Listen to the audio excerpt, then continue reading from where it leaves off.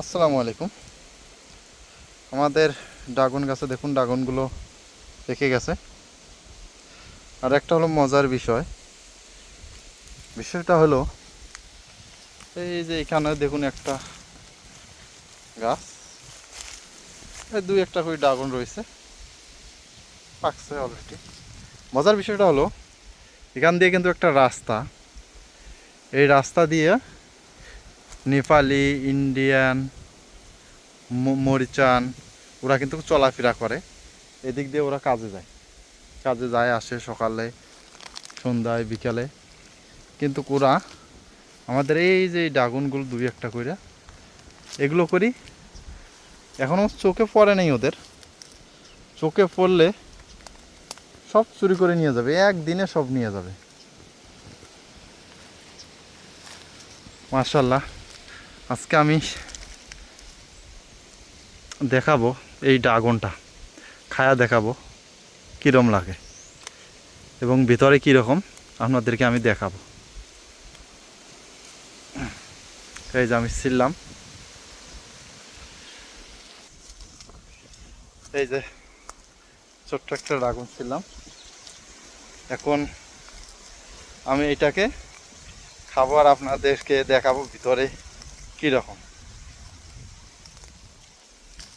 সবাই আমার চ্যানেলটি সাবস্ক্রাইব করে পাশে থাকবেন। যারা নতুন দেখতেছেন অবশ্যই সাবস্ক্রাইব করবেন। এখন আমি ড্রাগনটা ছুলবো, কারণ আমার তো ক্যামেরাম্যান নেই, আমি নিজেই সব করি। এজন্যই দাঁত দিয়ে কামড়ে কামড়ে বাধ্য, করার কিছু নেই।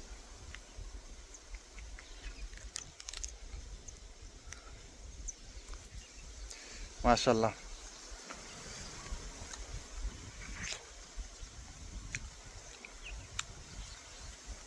এত পরিমাণ মিষ্টি সেটা বলার বাইরে।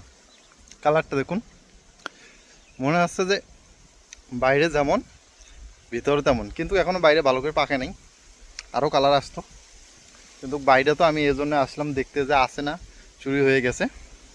এই যে এই পথটা দিয়ে চুরি হয়, লোক যায় আসে, এখান দিয়ে সোজা চলে যায় এদিক দিয়ে, ওই লোকগুলো চুরি করে মূলত। মাশাল্লাহ,